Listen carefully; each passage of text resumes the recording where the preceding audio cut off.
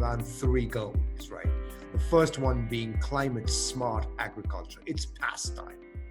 There's no point in us arguing about climate change.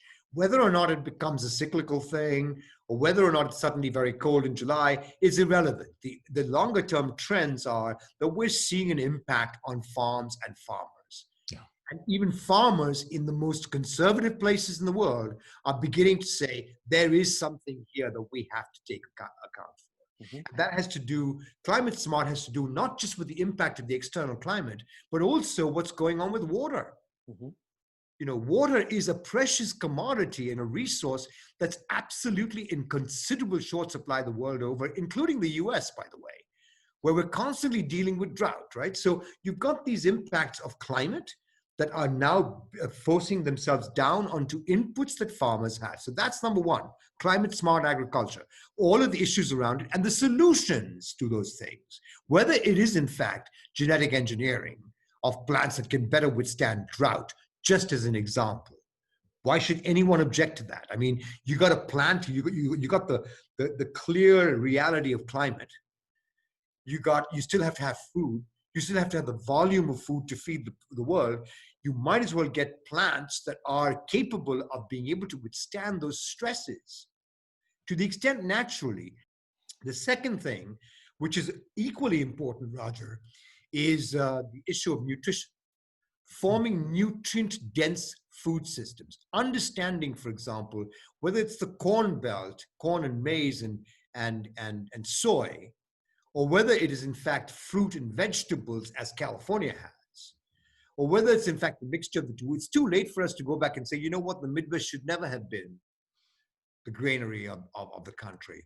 California should never have been the fruit and vegetable, because if we knew then what we know now about climate, we would never put those things there. But it's there. So let's look at it. What is going to happen when you start to work on things like, for example, nutrition, to look at how you might increase the nutritive power of the plant and nutritional density? It goes back to soil. It goes back to amendments. It goes back to inputs. It goes back to water use. It goes back to precisely understanding how those things can be applied in precise ways, right? Mm-hmm. Using technology. That's the second issue, is nutrient-dense food systems, and making sure that we understand what the innovations are that would promote that across the world, because it's not just about the US, it's the world, frankly. Sure. We're connected. And the third issue is farms and farmer health. Now you think about this for a second, okay? We're all older people here, but I can tell you right now, if you're a farmer in your 50s and 60s and your kids have gone on to the city, okay, and they're interested in doing whatever they want to do with digital world and God knows what else, right? You're sitting there worried as all hell. Whether you're renting your farm or whether this is a family farm that you own for generations, you're going to be worried about the demographic shift that's occurring. You're going to be worried about your kids not being able to come back and farm. You're going to be worried about this extraordinary body of knowledge and experience not being shared with future generations. And we as consumers are going to be terribly worried about the fact that farming is no longer going to be there, or it's not going to be viable enough to attract enough people. Plus you've got the labor issues of working in farms. You know, all of these things create an enormous impact on farmers' health. You know, we already know in the world, women are taking on the cudgels of being the farmers. There's no question in Africa and Asia, women are at the top of the heap when it comes to working these fields. In the US, so many men have died, you know, and their women folk, their wives have taken over. That's a demographic shift that we as consumers do not understand.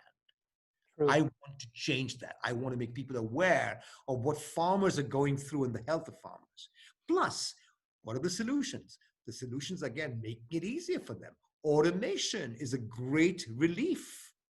They don't have to have the kind of outlays they did on labor before. So, you know, which might be a problem. I understand that automation is a problem for lots of folks. But when it comes to those kinds of farms, thousands and thousands of acres, being able to understand technology and the precise ways of understanding your field and where things are problematic and where things are not and where things have too much water, and then using automation to harvest. Great stuff, really great stuff.